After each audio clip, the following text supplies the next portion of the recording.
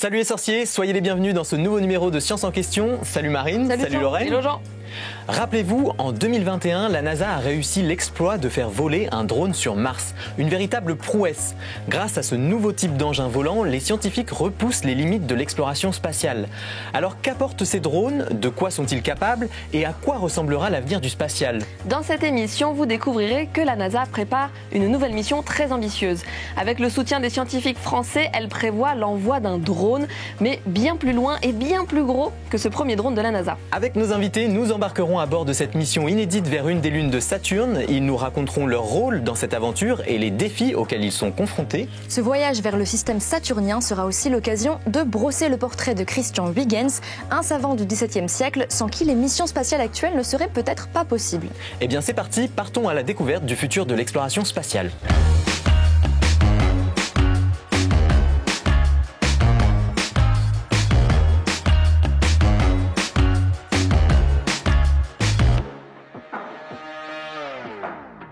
Pour nous accompagner tout au long de cette émission, nous avons le plaisir de recevoir Gabriel Pont. Bonjour et bienvenue.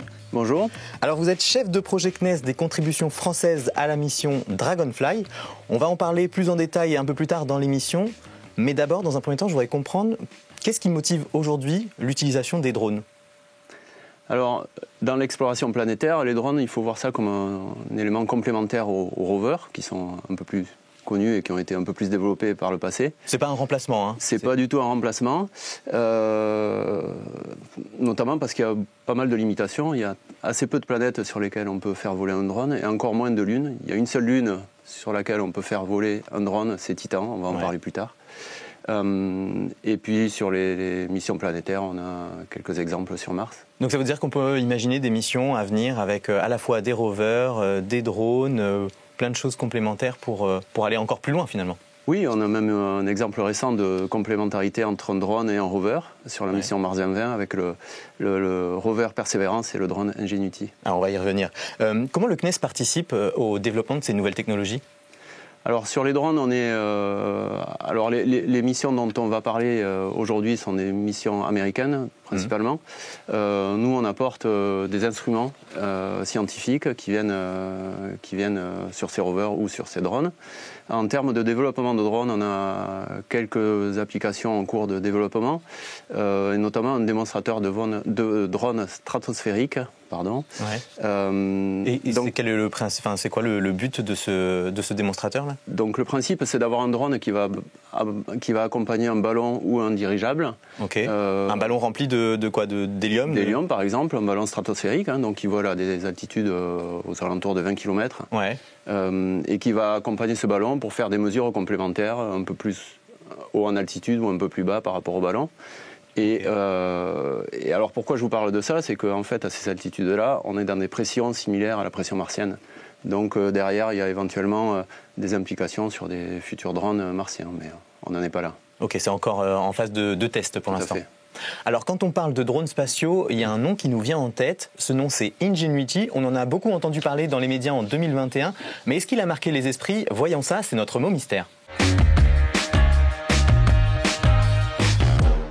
Alors franchement, aucune idée. C'est la première fois que j'entends ce mot. Alors non, je n'en ai pas entendu parler. Pas trop, mais je dirais Ingenuity. Il y a le mot ingénieur, ingénierie. Ben, c'est peut-être quelque chose d'ingénieux, non?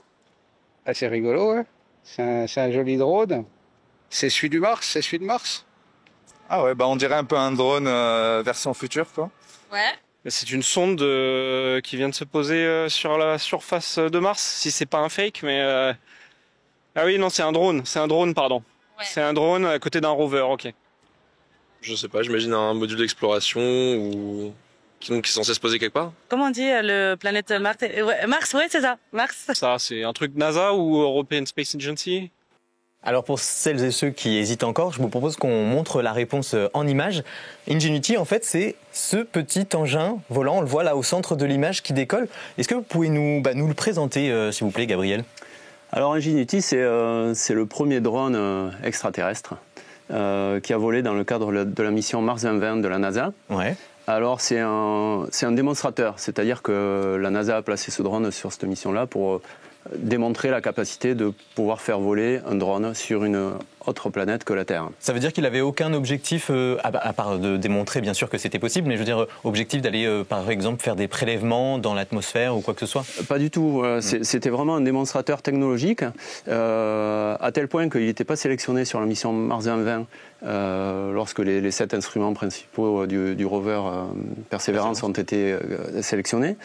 Il a été développé en parallèle du rover Perseverance et il a été décidé de l'embarquer seulement en 2018 pour une mission de 2020. Et donc c'est un petit drone, il faut imaginer ce que c'est Ça fait quelle taille à peu près pour nous donner un fuselage qui rentre dans un cube de 20 cm de ah oui, donc c'est plutôt compact. C'est compact. Par contre, comme sur Mars, la pression est faible, il faut des grandes hélices, donc c'est des hélices d'1,20 m de diamètre à peu près, donc c'est 2 roteurs coaxiaux qui tournent en contrarotation. Et il y a assez peu de science à bord, il y a uniquement des caméras de navigation et d'observation, mais encore une fois, c'est uniquement un démonstrateur qui était prévu pour faire 5 vols à l'origine. Et il en a fait combien finalement? Il en a fait 72. Ah oui, donc ça a été un succès alors finalement. C'est un gros succès, à tel point que sur la deuxième partie de sa mission, les navigateurs au sol s'en servaient pour définir un peu mieux le chemin que devait suivre Perseverance. Et alors il était piloté comment depuis la Terre, je veux dire? Alors c'est un vol autonome, il faut voir que les télécommunications pour aller ou pour venir sur Mars mettent entre 5 et 20 minutes, donc c'est pas possible de piloter un drone comme ça avec un joystick ou une télécommande. Donc c'est des plans de vol qui sont établis à l'avance, qui sont montés vers Mars pendant la nuit par exemple, et puis à une heure donnée, le drone va faire son vol. Et il se débrouille tout seul, là on le voyait en vol survoler la surface de Mars. Exactement. C'est la première fois donc qu'on fait voler un objet comme ça sur une autre planète? Un objet plus lourd que l'air, oui. Okay. Mais il y a eu dans les années 80 deux ballons sondes deux ballons gonflés à hélium qui ont volé sur Vénus dans le cadre des missions Vega de russe, des missions russes. On a voilà, une image du ballon. Donc là, rien à voir. Hein, c'est pas, ça reste un objet volant, mais du coup, c'est pas motorisé. C'est pas motorisé, ça vole simplement parce que c'est plus léger que l'atmosphère dans laquelle il est placé. Et donc ces ballons ont permis quand même dans les années 80 de faire, je crois qu'il y a eu environ 48 heures de mesures atmosphériques dans l'atmosphère de Vénus. Vous êtes intervenu, vous, sur la mission Mars 2020 ? Personnellement, oui, je suis intervenu. En fait, j'étais en charge des équipes opérationnelles qui s'occupent des instruments français qui sont embarqués sur le rover Perseverance. Alors, quand je dis les instruments, il y en a un, c'est Supercam, qui est un laser qui permet d'analyser les roches à distance, la composition des roches à distance. Et donc, j'étais en charge de gérer les équipes opérationnelles françaises qui menaient les opérations. Donc en parallèle, vous avez pu suivre un peu les premiers vols d'Ingenuity et assister au premier décollage. Tout à fait, parce qu'en fait, sur les réunions opérationnelles avec les Américains, on parlait de tous les instruments, y compris d'Ingenuity. Et vous, la première fois que vous avez eu ça vous a fait quoi? C'est un événement. C'est un événement. C'est un exploit, quoi. Oui, c'est un exploit. Et le JPL nous avait tellement dit que c'était un démonstrateur, que si ça ne marchait pas, c'était pas grave. Vous avez préparé à l'échec, en fait. Il nous avait préparé à l'échec, mais bon, il a fait 72 vols pour 5 vols prévus. Ok. Voilà, on commençait à le dire là dans l'émission, le successeur d'Ingenuity est en cours de préparation. Pour en discuter, nous allons recevoir une nouvelle invitée. Elle collabore à la conception d'un des instruments embarqués sur ce futur drone. Place à l'esprit d'équipe. Bonjour Caroline Fraissinet. Bonjour. Bienvenue sur le plateau de Science en question. Vous êtes chercheuse CNRS en astrochimie au laboratoire Latmos et vous êtes responsable scientifique de la contribution française à la mission Dragonfly. C'est comme ça que vous vous êtes rencontrés tous les deux ? Tout à fait. On se connaissait de nom avant, mais on a commencé à travailler ensemble sur cette mission Dragonfly. Bon, alors j'ai hâte d'en savoir plus, mais pour ça, je vous laisse dans les mains de Lorraine. On va donc parler de la mission Dragonfly. On va reprendre les bases. Donc, ce drone est à destination de Titan, qui est une lune de Saturne. Est-ce que vous pouvez nous faire un peu le portrait robot de cette grosse lune ? Il y a beaucoup de choses à dire sur Titan, énormément de choses à dire parce que c'est un des corps les plus intéressants pour les chimistes finalement dans le système solaire. Alors la taille déjà par rapport à la Terre. Donc, en tout cas par rapport à la Lune, parce qu'on est sur des lunes, donc c'est plus gros que notre Lune. On est à plus de 5000 km de diamètre pour Titan. C'est combien de fois par rapport à la Lune ? La Lune, c'est 3000 et quelques. Donc, on est à une fois et demie la Lune. Quelque chose comme ça. Donc c'est un corps qui, puisqu'il est gros, il est donc différencié, donc il est bien rond, etc. Et il a une caractéristique exceptionnelle dans le système solaire, c'est qu'il a une atmosphère qui est très dense, qui est très épaisse. Ça, c'est rarissime. Comparé à Mars, par exemple. C'est rarissime. Voilà, l'atmosphère de Mars, c'est à peu près 1/100 de l'atmosphère de la Terre. L'atmosphère de Titan, c'est 4 fois la densité de l'atmosphère terrestre. La vache, ok. Donc, on peut dire qu'on a 3 corps dans le système solaire qui ont une atmosphère dense. On a la Terre, on a Vénus et on a Titan. C'est assez exceptionnel dans le système solaire. Et une autre caractéristique qui est exceptionnelle également de Titan, c'est qu'il possède des liquides en surface. Donc sa surface est froide, on est loin du soleil. Donc sa surface elle est à moins 180 degrés. Celsius. Donc c'est plutôt froid. L'eau en surface, elle est gelée. Donc on a des hydrocarbures liquides en surface de Titan. Donc il y a des lacs de pétrole. Des lacs de pétrole, des lacs de méthane et d'éthane liquides. Donc des lacs qui sont très très grands. Le plus grand, il s'appelle Kraken Mare. Il fait plus de 1100 km de... voilà, on les voit, ils sont au pôle nord de Titan. Et donc Kraken Mare fait 1100 km de longueur dans sa longueur la plus étendue. Et les estimations montrent qui pourrait faire jusqu'à 300 mètres de profondeur. Donc on est sur quand même du gros lac. On a déjà quand même pas mal d'informations alors ça veut dire sur Titan là. On a pas mal d'informations.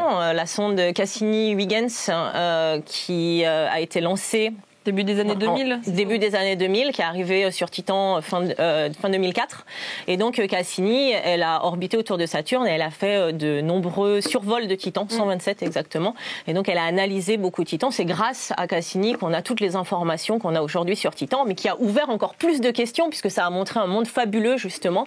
Donc Cassini-Huygens, c'était une mission collaborative entre la NASA et l'ESA, l'Agence spatiale européenne. La petite sonde Huygens s'est détachée de Cassini début 2005, en janvier 2005, pour atterrir sur Titan. Et c'est elle qui a pris ces jolies photos lors de sa descente dans l'atmosphère. Et alors là, avec Dragonfly, qu'est-ce qu'on va aller cibler? C'est quoi notre objectif scientifique? On va atterrir proche d'un cratère qui s'appelle Selk, qui fait 80 km de diamètre. Et le cratère Selk, il est intéressant parce que c'est un gros cratère d'impact. D'impact, donc une météorite qui s'est écrasée et qui a formé ce cratère.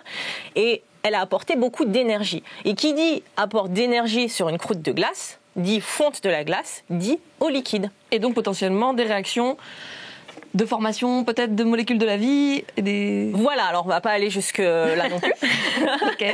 Un peu trop optimiste. En tout cas, voilà, on peut garder l'optimisme, mais il faut pas induire en erreur en parlant de vie non plus. Mais c'est vrai que le mélange entre les molécules organiques qui sont dans l'atmosphère, qui sont sédimentées en surface, et l'eau liquide d'un cratère fait que ces molécules ont pu se complexifier encore plus jusqu'à former des briques du vivant. Et donc la vie aurait pu éventuellement se baser sur ces briques pour se développer. On verra dans la suite de l'émission un peu plus précisément d'ailleurs les prélèvements que Dragonfly pourra faire sur la surface. Mais c'est bien ça l'objectif, c'est d'aller voir si Titan a pu avoir des conditions propices pour héberger la vie. Exactement, et donc c'est ce qu'on appelle l'habitabilité, les conditions propices pour abriter la vie. L'habitabilité, c'est un ensemble de conditions avec des critères physico-chimiques qui sont de ce qu'on connaît nécessaire pour que la vie puisse se développer, et la présence de molécules organiques complexes font partie de ces critères d'habitabilité. Donc ça peut nous apprendre des choses aussi sur la formation de la vie sur Terre et la formation de la Terre. Exactement. Alors surtout sur la formation de la vie sur Terre, quand on parle de recherche chimique, moléculaire, de voir la complexité qu'a pu atteindre la formation de ces molécules. Mais après, donc avec Dragonfly, on aura également d'autres objectifs scientifiques qui vont nous aider à comprendre un petit peu mieux la formation de la Terre, avec les différents instruments. Alors, Gabriel, vous nous avez déjà un peu parlé de l'intérêt des drones dans la recherche spatiale. Sur Titan, pourquoi c'est particulièrement intéressant d'avoir un drone? Alors, sur Titan, en théorie, c'est très facile de voler.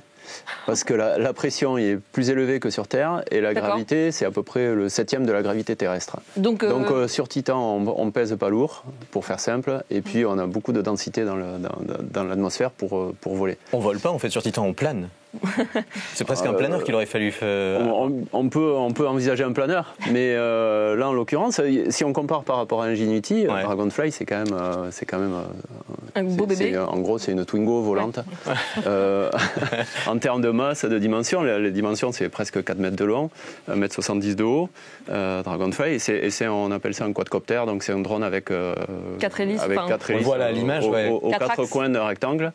Alors, il y a 2 hélices par rotor, vous voyez très bien sur l'image ici, notamment pour des questions de redondance. Le drone là, accepte qu'une des hélices tombe en panne, il pourra toujours voler. C'est une sécurité. Donc c'est des moteurs indépendants, donc il y a 8 moteurs indépendants qui pilotent les hélices. Alors ça va lui permettre de... Excusez-moi, ce qu'il faut voir, c'est que les tailles des hélices ici sont comparables à celles d'Ingenuity, qui fait moins de 2 kg. D'accord. Donc c'est 1 mètre de diamètre à peu près les hélices pour 1 mètre. On a 4 petites Ingenuity pour soulever une Twingo. Voilà, pour soulever une Twingo. Okay. Donc on voit les différences de capacité de vol sur des hélicoptères entre Titan et Mars. Alors, on reviendra plus en détail sur la comparaison précise entre les deux dans la suite de l'émission, mais je crois que Lorraine, tu avais d'autres... Oui, je voulais savoir, il va faire du chemin du coup ce drone comparé à un rover, on va beaucoup plus loin avec un drone. Qu'est-ce que vous espérez, quelle distance vous espérez parcourir avec ce drone?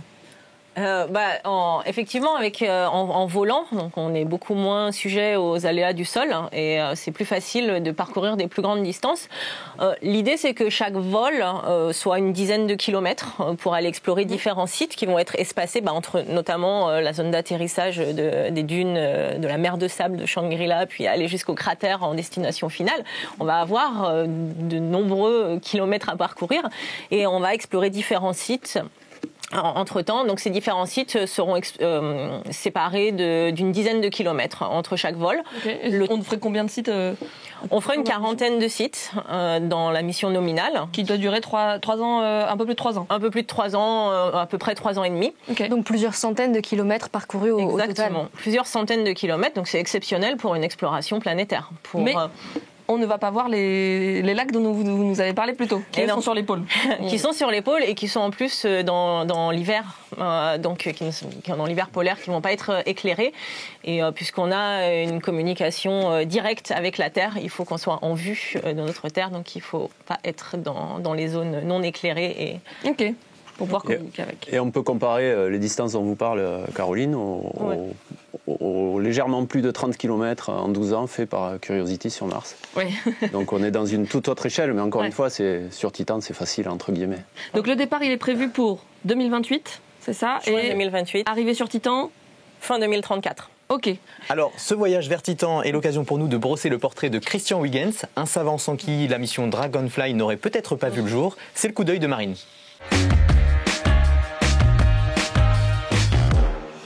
Christian Huygens, ou Huygens, si vous voulez frimer en le disant à la néerlandaise, c'est l'un des plus grands savants du XVIIe siècle et c'est lui qui a découvert Titan. Il était à la fois physicien, mathématicien et astronome et il excellait dans les 3 domaines.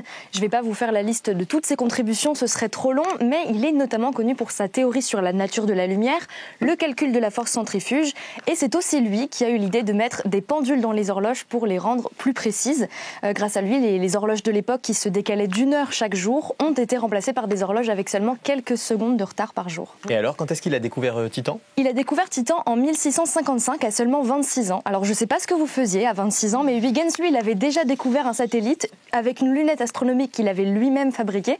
Ah oui, parce qu'en plus, il n'avait pas les outils qu'on a aujourd'hui. Nous, aujourd'hui, on est en train de construire l'Extremely Large Telescope au Chili avec un miroir de 39 mètres de diamètre.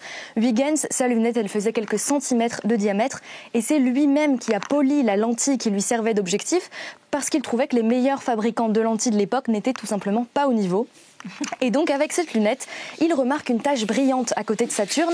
Cette tache, il l'observe régulièrement pendant plusieurs mois et il en conclut que c'est une lune, un satellite naturel qui fait le tour de Saturne en 16 jours et 4 heures d'après ses estimations. Alors aujourd'hui, on sait que la période de révolution de Titan est plutôt de 15 jours, 22 heures et 41 minutes. Mais bon, on l'excusera. Il avait des outils du XVIIe siècle et c'était compliqué de mesurer le temps précisément à l'époque. Après tout, il a inventé l'horloge à pendule que 2 ans plus tard. Petite anecdote, l'objectif de la lunette utilisée par Huygens pour observer Titan existe toujours. Il est conservé dans un musée aux Pays-Bas. Et sur le bord de la lentille, Huygens a gravé un vers en latin qu'on peut traduire par « Les étoiles se sont rapprochées de nos yeux ». Voilà, ça c'était pour la petite touche de poésie. Mais c'est pas la seule chose qu'il a découverte en observant Saturne. Évidemment, c'était pas suffisant d'avoir découvert un satellite. Huygens a aussi découvert les anneaux de Saturne. Alors, ils avaient déjà été observés avant par Galilée en 1610, mais à l'époque, Galilée n'avait pas compris qu'il s'agissait d'anneaux. Il avait juste noté la présence de 2 appendices de part et d'autre de Saturne qui ressemblaient un peu à des oreilles. Et c'est Huygens qui, en étudiant les observations des autres astronomes et en observant lui-même Saturne, en a déduit que la planète était entourée par un disque qui n'était pas attaché à elle. Alors, on pourrait parler encore longtemps des apports scientifiques de Huygens, mais on s'éloignerait du sujet de l'émission. Je finirai juste par dire qu'à la fin de sa vie, il a écrit un livre, le Cosmothéoros, dans lequel il imagine à quoi pourraient ressembler les habitants des autres planètes, comme quoi derrière sa lunette, il rêvait déjà d'explorer d'autres mondes. Super, merci Marine. Gabriel, Caroline, vous connaissiez toutes les contributions de Christian Huygens à la science ? Non, pas du tout en ce qui me concerne. Alors pour la découverte de Titan, oui. D'ailleurs, en hommage à Christian Huygens, qu'on a nommé la sonde de descente Huygens de la sonde Cassini-Huygens. Mais les autres contributions sur les horloges, pas du tout. Et d'ailleurs, cette sonde, qu'est-ce qu'elle nous a appris sur Saturne et sur... Elle nous a beaucoup appris. En fait, ce qu'il faut voir, c'est que Titan, puisqu'elle a une atmosphère très dense, en lumière visible, on ne voit pas sa surface. Donc là, on a la découverte par Huygens. Et après, il a fallu attendre quand même très longtemps pour avoir d'autres informations sur... Vous voulez dire qu'il fait nuit noire sur Titan ? Il ne fait pas nuit noire. Donc la lumière reçue sur Titan par rapport à la lumière sur Terre en haute atmosphère de Titan, c'est à peu près 1/100 de la lumière qui arrive sur Terre. Et depuis la haute atmosphère jusqu'à la surface, c'est 1/10 de ce qui arrive en haute atmosphère. Donc on a 1/1000 de la lumière solaire qu'on reçoit sur Terre qui arrive sur Titan. Ça correspond quand même à un clair de lune sur Terre. Et en clair de lune, voilà, on peut, si vous faites des randonnées, vous savez qu'on peut faire des randos sans frontale au clair de lune. Donc on y voit quand même suffisamment bien pour pouvoir s'orienter et puis voir les différentes informations. Oui, parce qu'on a vu des photos un peu plus tôt de la sonde Cassini-Huygens, on voit quand même la surface de Titan. On voit la surface de Titan. Les photos sont un petit peu poussées en termes de luminosité, mais on voit quand même bien la surface. Il a fallu attendre, si on revient sur l'image où on voit les différentes séquences sur l'arrivée sur Titan, il a fallu attendre quand même une altitude assez basse. On voit tout en haut, on était trop haut pour voir à travers l'atmosphère, et on était tellement haut pour voir à travers l'atmosphère que donc les premières observations qui avaient été faites, c'est Hubble, un télescope en orbite autour de la Terre qui avait observé Titan. Ouais. Et c'est ça que vous alliez dire, il faut attendre Cassini-Huygens pour pouvoir avoir plus d'informations. Oui, parce que Hubble avait vu que c'était un corps qui avait l'air d'avoir beaucoup d'intérêt, mais on voyait pas la surface. Ensuite, les sondes Voyager qui avaient été lancées à la fin des années 70, donc Voyager 1, elle a survolé Titan, donc sa trajectoire a été déviée pour aller survoler Titan. Il n'avait que des caméras en lumière visible et on pensait voir la surface de Titan, et ça a été la grande surprise de voir un satellite très brumeux. On ne voyait pas la surface, on voyait une boule brumeuse, tellement brumeuse d'ailleurs qu'on a considéré que c'était le plus gros satellite du système solaire, parce que son atmosphère et sa couche de brume étaient plus grandes que le satellite Ganymède. Et donc il a fallu attendre Cassini-Huygens en 2004 pour pouvoir voir la surface avec la lumière infrarouge, donc plus en visible cette fois. Très bien, on va voir après dans la suite de l'émission comment Dragonfly arrive à se repérer un peu dans cette soupe, en fait, on va dire. Exactement. Bon alors, merci Marine pour ce petit rappel historique. À présent, on va s'intéresser aux capacités et aux performances du drone, car au-delà de la mission scientifique ambitieuse, Dragonfly est avant tout un incroyable défi technique. Alors, comment réussir l'exploit de faire voler un drone sur une autre planète? Comment vont se dérouler les vols? Et quelles sont les innovations embarquées à bord de ce drone? Nos deux invités vont nous aider à répondre à toutes ces questions. Place aux sciences en action.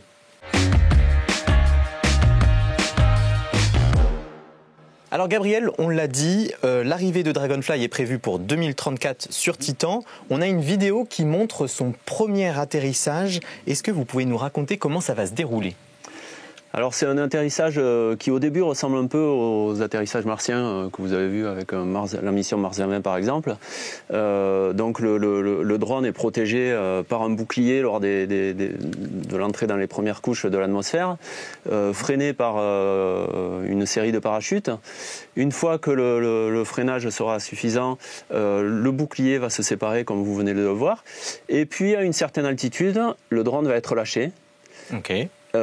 Hélice arrêtée, et il va lui-même allumer ses hélices pour aller se poser à un endroit qu'il définira comme étant optimal. Donc là, c'est une phase qui est autonome, puisque c'est encore pire que sur Mars. Là, les télécommunications peuvent mettre jusqu'à 1h30 pour aller ou venir de Titan vers la Terre ou vice-versa. Et donc là, le premier atterrissage sera réellement autonome, avec des repérages d'altitude, des repérages via les caméras, repérages visuels. Le drone va essayer d'aller se poser à un endroit qui sera le moins risqué possible. Mais alors pendant quelques secondes, il va être en planeur en fait. Il va tomber, ouais. Il va tomber, puis en chute libre, il va allumer ses hélices et puis il va vivre sa vie. Et le site d'atterrissage, c'est quoi alors? C'est quelle zone précisément? Donc c'est la zone qui est très proche de l'équateur, qui est une mer de sable qui s'appelle Shangri-La, parce que c'est une zone, ce sont des dunes de sable qui sont séparées par des zones plus plates, qu'on appelle des interdunes, qui peuvent faire jusqu'à 3 km de largeur et des dizaines, voire centaines de kilomètres de longueur. Donc ces zones sont plus plates et on s'attend à ce que il y ait moins d'obstacles pour le premier atterrissage autonome. Alors Dragonfly, c'est plus qu'un drone, c'est aussi un laboratoire volant. On a une image, une vidéo qui montre un peu ce qui va se passer une fois que le drone n'est plus en vol mais qu'il est au sol. Ouais. Donc il va réaliser des prélèvements. Qu'est-ce qu'il va faire concrètement? Qu'est-ce qu'il prend des échantillons? Concrètement, il va creuser quelques centimètres dans le sol et il va amener ces échantillons grâce à un système pneumatique, donc un petit peu comme un aspirateur qui va prendre les échantillons, qui va recracher le surplus à l'extérieur et donc au milieu d'un aspirateur, on a le sac d'aspirateur qui capte la poussière. Et là, notre sac d'aspirateur, c'est notre instrument de rame, ce qui va capter la poussière de Titan et qui va l'analyser. La première couche, vous avez dit, c'est du sable, donc ça va pas être très difficile à creuser, ça, la première... il fait quand même moins 180 degrés, donc tout est un peu compacté. Donc on n'est pas sûr de la composition également. On va pouvoir avoir des échantillons qui vont être presque 100% de matière organique, d'autres qui vont avoir plus d'eau, plus d'ammoniac et des mélanges de différents matériaux. Donc c'est un peu une grande surprise parce qu'on peut s'attendre un petit peu à tout sur ces échantillons. Ok. Alors du coup, dans votre laboratoire, le Latmos, vous développez donc le chromatographe qui va analyser un peu ces échantillons. Oui. Quelles contraintes vous avez? J'imagine qu'il faut quelque chose qui soit compact, petit, pour pouvoir rentrer, léger aussi pour un drone. Oui, c'est énorme, les contraintes du spatial. Ce sont des contraintes déjà qui doivent résister à un lancement par une fusée qui cause des vibrations monstrueuses. Donc on a des contraintes de solidité, après on a des contraintes de puissance, parce qu'on va être alimenté par une pile, elle-même alimentée par de l'énergie nucléaire. Et donc on est très limité en énergie, on va être limité en masse, puisqu'on ne doit pas être trop lourd pour pouvoir voler, et donc chaque instrument a ses limites de masse. On est limité en taille, et on est limité en matériaux qu'on va utiliser, on est limité en les produits chimiques. Oui, vous avez beaucoup de limitations. Ouais. Je pourrais faire toute l'émission sur les limitations qu'on a pour pouvoir travailler en spatial, effectivement. Mais du coup, un chromatographe, c'est pas la première fois qu'on en développe un, donc ça veut dire qu'il faut réinventer là complètement l'appareil en quelque sorte. Il faut l'adapter à ce type d'engin, à Dragonfly. Exactement. Donc on en a développé qui sont en activité sur Mars, mais Mars n'a pas la même atmosphère, la même température, etc.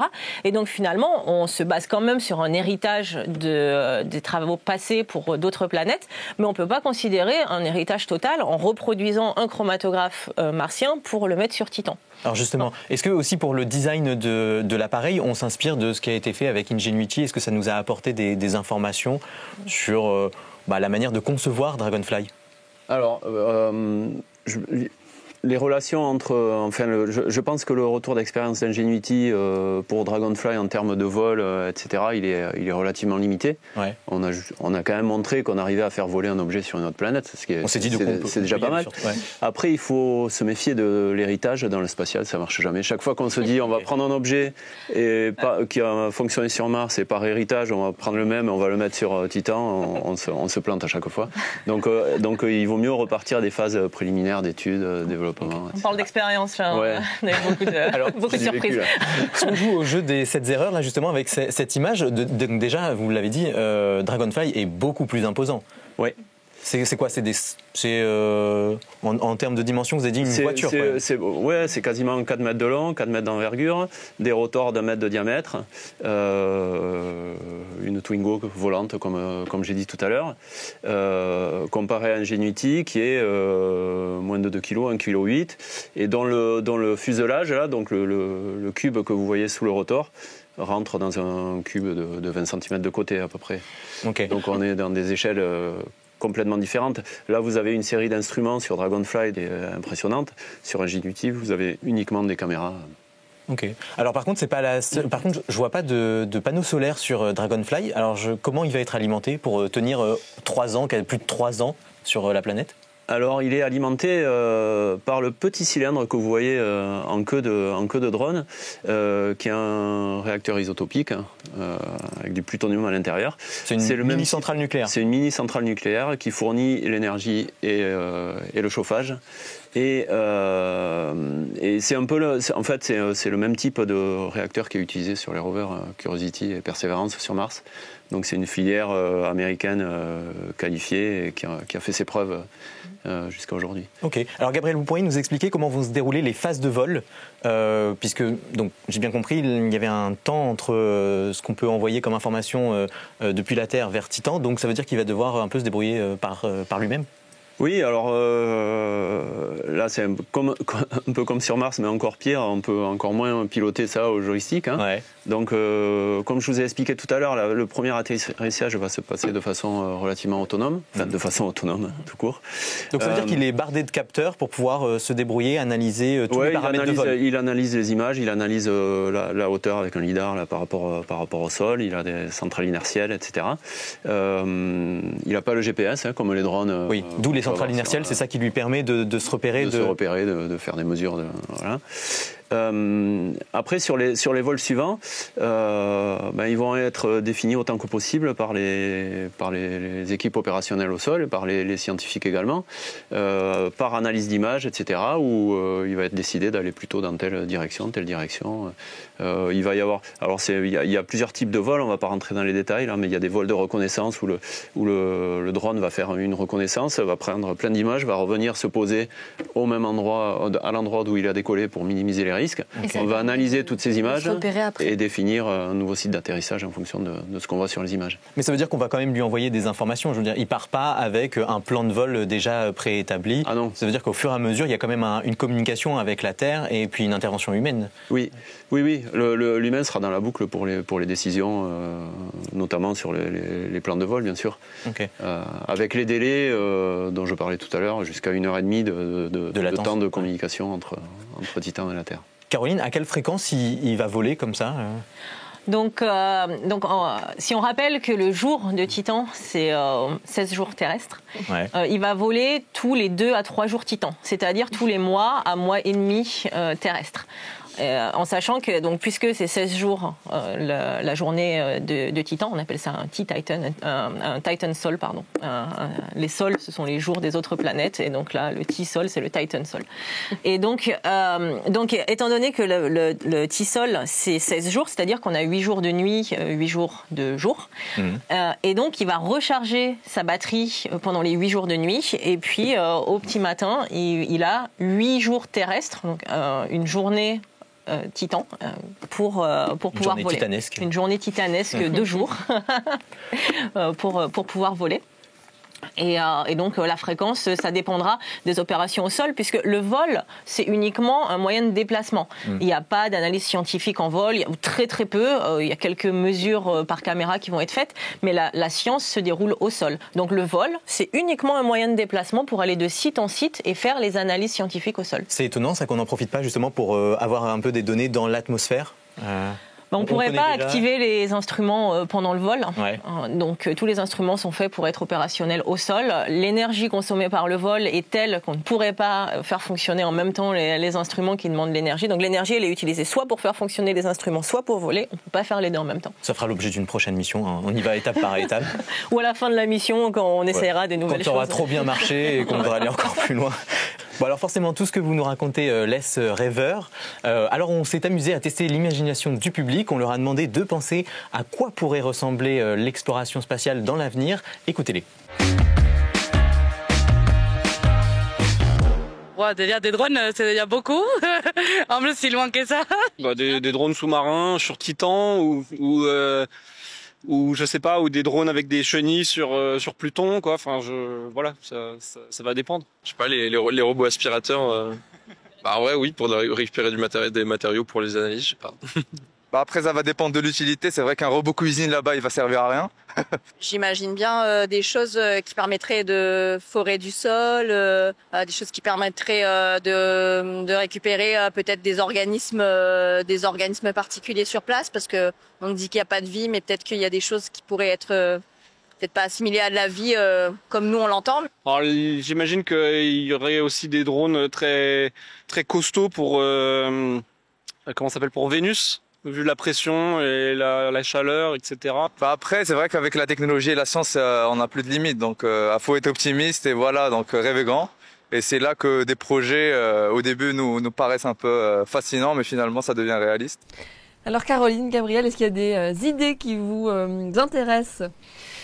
Mais finalement, c'est assez réaliste ce qu'ils disent. Et j'aime beaucoup le commentaire du dernier intervenant qui dit que avec les technologies actuelles, on peut rêver à tout. Oui, c'est le cas. On peut tout envisager. On peut pas forcément tout fabriquer. Il va y avoir du développement technologique qui va se faire. Mais qui aurait pu imaginer il y a même quelques dizaines d'années qu'on allait envoyer un drone volant de plusieurs centaines de kilos et de 4 mètres d'envergure sur Titan. Donc oui, la technologie évolue très vite, on peut tout envisager et puis on travaille pour pouvoir réaliser justement ce qui paraît presque des rêves. Il y a des choses qui existent quand même déjà, j'ai l'impression, dans ce qui a été dit, peut-être les aspirateurs en soi, on récupère déjà du matériel, c'est des aspirateurs. Exactement. Ok. Ouais, et sur les forages, aujourd'hui, à quelle profondeur on est capable d'aller ? Comment on a pu forer jusqu'à présent ? Alors, il y a pas mal de développements, il y a pas mal d'idées. Il y a des projets de forage jusqu'à plusieurs mètres, que ce soit sur Mars, sur la Lune, etc. Il y a des sociétés développées là-dedans.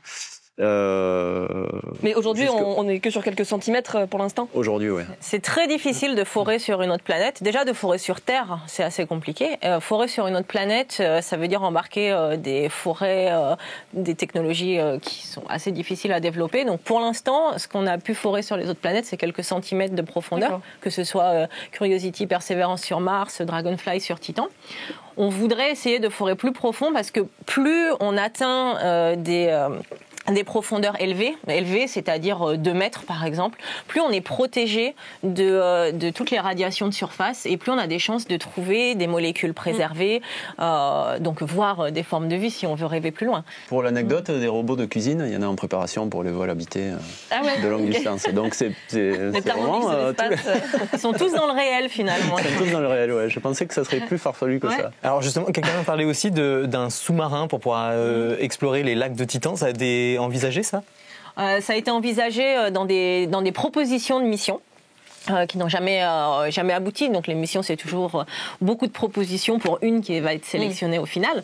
Donc il y a des développements qui sont faits. Le sous-marin, ça va être une proposition de mission pour aller explorer l'intérieur des lacs de méthane. Ils ont quand même fait une vidéo. Ils ont quand même fait. Ils sont forts, la NASA.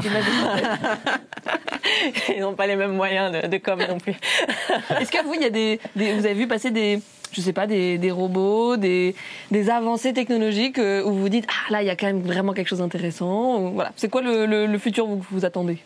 Moi, j'ai eu la chance de visiter le laboratoire de robotique du Jet Propulsion Laboratory en Californie. Ah, vous êtes allé sur place, ok. Ouais, oui, parce qu'on collabore régulièrement avec eux. Et ils ont plein de prototypes. Alors, ils sont en train de développer des robots qui grimpent, qui nagent, qui rampent, qui voilà. Donc il y a pas de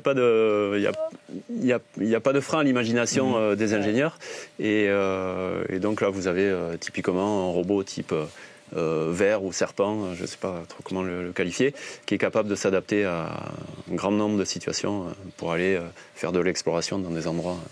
Bon espérons bientôt voir un robot serpent sur la Lune, peut-être. Alors intéressons-nous maintenant à votre parcours, car celles et ceux qui sont au lycée aujourd'hui travailleront peut-être sur les données collectées par Dragonfly. C'est la séquence en coulisses. Alors c'est l'heure de notre petit challenge habituel. Gabriel, Caroline, vous allez avoir chacun 30 secondes pour nous présenter votre parcours. Gabriel, on commence avec vous. Dès que vous êtes prêts, on lance le chrono. Alors est-ce que vous êtes prêts? Quand vous voulez. Super, alors top chrono. Donc je viens des Hautes-Pyrénées. Après des études d'ingénieur, je suis rapidement rentré au CNES, où je travaillais d'abord sur des mécanismes embarqués sur différentes missions. Et puis je me suis intéressé aux missions de planétologie parce que je trouve ça très très sympa d'envoyer un objet sur une autre planète. Et vous avez fait où vos études d'ingénieur? À Lyon, à l'INSA. Ok. Bon. Super, Il nous reste encore 7 ici, relevé. Ah, j'étais trop rapide. Oh la main. Merci beaucoup, Gabriel. Alors Caroline, on va passer à vous sans attendre. Est-ce que vous êtes prête? Allez, je vois qu'en plus il y a le chrono qui défile à l'écran, ça met la pression. Un peu de stress. Un peu de challenge. C'est parti. Bon top alors. Donc moi je viens de Savoie et montagnarde. Du coup j'ai toujours été intéressée par la biologie, donc j'ai fait des études de biologie et au fur et à mesure de mes études de biologie, je me suis intéressée aux vies primitives sur Terre, apparition de la vie sur Terre et évolution primitive de la vie sur Terre. Donc j'ai continué là-dedans et je me suis rendu compte a posteriori qu'on pouvait extrapoler ces vies primitives à la vie extraterrestre. C'est comme ça que je suis maintenant chimiste analytique planétologue. Bon, parfait. Merci beaucoup à tous les deux. Évidemment, vous avez encore des choses à nous dire sur vos parcours. Caroline, on vous présente souvent comme exobiologiste, donc celle qui étudie la vie et les conditions d'apparition de la vie dans l'univers. Mais vous préférez le terme astrochimiste, c'est ça ? C'est ça. Même si je suis finalement biologiste de formation, mon travail d'aujourd'hui, c'est de faire de la chimie. La biologie, c'est de la chimie complexe. Donc, on va rechercher des traces de vie, on va rechercher des fossiles moléculaires, des traces restantes d'une chimie à la surface des autres corps. Et donc, vu que je fais de la chimie, je préfère le terme d'astrochimie au terme d'exobiologie, puisque on ne va pas forcément avoir pour but ultime de rechercher la vie. Et ce qu'on veut comprendre, c'est l'évolution chimique avant que la vie apparaisse. Donc, je suis plus astrochimiste que exobiologiste. Et alors, ce qui vous a donné envie d'étudier la vie dans l'univers, c'est la série X-Files. Qu'est-ce qui vous a plu dans cette série ? Plusieurs choses. Déjà, moi, c'était ma série que j'attendais de rentrer du lycée pour regarder avec mon frère X-Files, avec Mulder et Scully. Donc, tout le côté FBI, on nous cache tout, la vie extraterrestre, c'était vraiment tout le show, passionnant. Mais surtout, ça m'a fait découvrir la vie extraterrestre. C'est un concept auquel je ne réfléchissais pas forcément avant et qui a permis de me faire réfléchir à la vie extraterrestre. Et après, en combinant mes études en biologie de l'évolution, avec l'ambition X-Files de vie extraterrestre, j'ai pu combiner ces deux passions et en faire un métier. Et quand on a préparé l'émission, vous m'avez appris qu'il existait un effet Scully, du nom de Dana Scully, l'un des personnages principaux. Oui. C'est quoi l'effet Scully ? L'effet Scully, en fait, donc c'est une série télé qui a plus de 20 ans maintenant. Et donc, à l'époque, les scientifiques et les héros de séries télé étaient tous des hommes. Et Scully, ça a été une des premières femmes héroïnes dans une série télé qui était finalement la cartésienne. Si vous connaissez X-Files, Mulder, c'était plus l'irrationnel qui voulait absolument croire aux extraterrestres et qui les voyait un petit peu partout. Et Scully, qui est médecin dans la série télé, elle est cartésienne, rationnelle, elle le calme. Donc c'est vraiment le duo idéal. Et donc c'était la femme qui était rationnelle, cartésienne, sur un sujet qui est quand même le plus paranormal et le plus irrationnel possible, qui est la vie extraterrestre. Et donc elle a inspiré toute une génération de femmes qui ont pu s'identifier à cette héroïne pour ensuite entamer des carrières scientifiques, et j'en fais partie. Et aujourd'hui, c'est un peu vous, Scully, c'est vous qui donnez l'exemple aux jeunes filles, vous participez, vous intervenez auprès de classes. Exactement. Donc je fais partie de plusieurs comités qui promeuvent les femmes en sciences, et notamment je suis ambassadrice de CNRS dans la science taille XXL, donc LE2LES, donc c'était dans le cadre de cet événement. Donc là j'étais avec une autre astro, Nicole Villemer, qu'on voit au fond, qui participe également à ces ambassadrices pour aller dans les classes, pour juste montrer l'exemple et parler de choses passionnantes devant des classes d'élèves, autant donc garçons que filles, qui vont pouvoir juste s'identifier. Et en fait, il n'y a même pas besoin de préciser quoi que ce soit. Ils voient des femmes qui font des choses passionnantes, qui le présentent avec pas mal d'enthousiasme, j'espère. Et donc, ça peut être inspirant pour autant les garçons que les filles. Gabrielle, votre métier à vous, si je résume, c'est de faire en sorte que les idées des chercheurs deviennent réalité. Donc quand un chercheur ou une chercheuse veut concevoir un instrument, votre rôle à vous, c'est de voir si c'est possible et comment. Ça vous arrive de refuser des projets un peu trop farfelus ou ambitieux ? Des projets entiers, moi ça m'est jamais arrivé réellement, mais des idées sur certains aspects du projet régulièrement.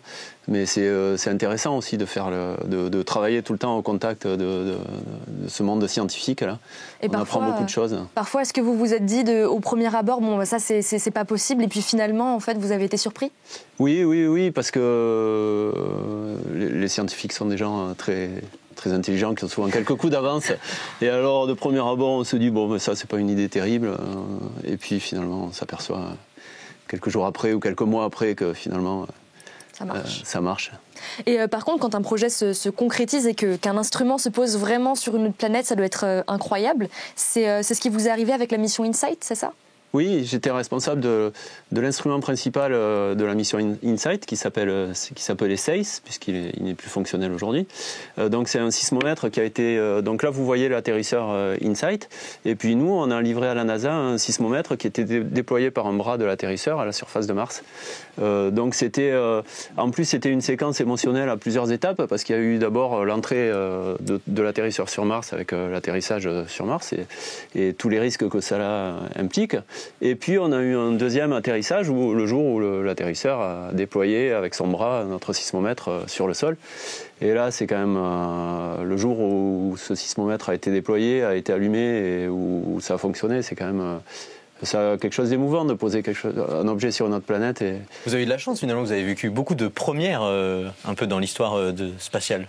Ouais. J'ai été impliqué sur cette mission InSight. J'ai été impliqué ensuite sur Mars 20 et puis là sur Dragonfly. Et puis je suis un peu impliqué aussi sur des missions lunaires de sismologie, un peu la suite de SEIS.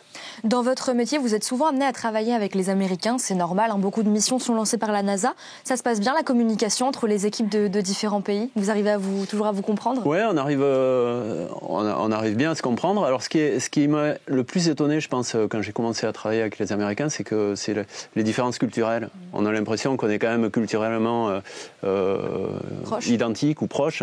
Et il y a quand même pas mal d'écarts entre la façon de de travailler, la façon de faire les blagues qui tombent à plat. Parce que, hein, c'est pas le même humour. C'est pas le même humour. Voilà, donc il faut apprendre et c'est intéressant. Et donc, quand on travaille dans le spatial, il suffit pas d'être bon en maths et en physique, il faut aussi s'y connaître un peu en relations internationales. Ouais, alors moi j'interviens aussi dans les écoles et les lycées dans le cadre de l'espace C-Classes, qui est quelque chose organisé par le CNES où les ingénieurs vont dans des classes parler du spatial. Et je recommande souvent de ne pas se focaliser que sur les maths et la physique. Il y a les langues étrangères, l'histoire géo, etc. C'est sympa quand on collabore avec des gens d'autres pays de connaître un peu leur histoire et de savoir échanger avec eux. Et quand vous participez comme ça dans les classes, quel retour vous avez de la part des élèves? Qu'est-ce que vous percevez? Alors ça dépend de l'âge. Hein. J'interviens du primaire au lycée. Moi j'adore l'enthousiasme du primaire, CM1, CM2. Il y a un enthousiasme débordant avec des questions en rafale. Et je suis assez surpris de la pertinence des questions. Des questions qui semblent complètement naïves. Avec un esprit innocent, parfois ils peuvent... par exemple, un jour, je parlais évidemment de la mission InSight avec le sismomètre. Et puis, je crois que c'était en CM1, CM2. Et puis, il y a un petit gamin qui me dit « Mais ça serait pas mieux de mettre plusieurs sismomètres sur la surface de Mars ?» Voilà. Et vous l'avez embauché direct. Et en effet, c'est une super idée. Et on aimerait mettre tout un réseau de sismomètres à la surface de Mars. Ça serait mieux qu'un seul, mais ok. On espère en tout cas que vos parcours vont inspirer les plus jeunes qui nous regardent. On termine notre voyage spatial avec quelques recommandations culturelles. C'est la reco des invités. Alors Gabriel, vous avez choisi de nous parler d'un livre. Ce livre, c'est Le problème à trois corps de, alors j'espère que je prononce bien, Liu Cixin. Ouais, alors je suis pas sûr de mieux le prononcer que vous. Ouais. C'est un bouquin de science-fiction qui est sorti il y a quelques années, que j'ai lu très récemment, qui se passe à cheval entre la Chine et des mondes virtuels. Voilà, j'en dirai pas plus pour pas spoiler. Et il se trouve qu'en fait, il y a une série qui vient de sortir sur Netflix qui est inspirée de ce bouquin, que j'ai pas vu encore, qui me tarde de voir. Mais voilà, je trouvais que c'était pas mal, ça faisait un lien entre le spatial, la science-fiction et puis l'actualité. Ok, super, merci pour cette recommandation. Caroline, vous, on reste dans la science-fiction, mais là c'est un film que vous avez choisi de nous partager, c'est Bienvenue à Gattaca. Voilà, Bienvenue à Gattaca. Donc en anglais, c'est Gattaca, tout simplement le titre. Le titre est formé par les 4 lettres du code génétique, donc ATGC. Donc c'est pour ça qu'en anglais il est mieux parce qu'il n'y a que Gattaca. Là avec Bienvenue ça nous casse un peu le code génétique. Et donc c'est un film qui a 25 ans mais qui est très d'actualité sur les discriminations. Et donc c'est de la discrimination génétique. On est dans un monde d'eugénisme où les enfants sont choisis pour leur potentiel génétique fort. Et donc c'est assez intéressant. Donc ceux qui sont choisis... N'en dévoilez pas trop quand même. Non, mais ceux qui sont choisis pour leur potentiel génétique, ils appellent ça des valides. Et ceux qui sont conçus naturellement sont des invalides. Donc on est quand même dans l'extrême de l'eugénisme. Et donc on a un invalide qui a le rêve de voyager dans l'espace. Et donc bon voilà. Après, mais il veut aller sur Titan. Donc.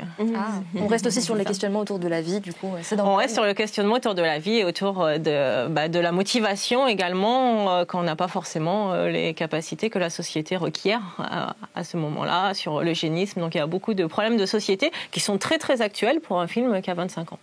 Eh ben, merci beaucoup, merci Caroline, merci Gabriel d'être venu sur le plateau de Science en Question pour nous montrer que finalement faire voler un drone sur une autre planète, c'est pas de la science-fiction, c'est bien réel. Merci à vous d'avoir suivi cette émission de Science en Question. On vous dit à bientôt pour d'autres découvertes scientifiques passionnantes. Ciao les sorciers.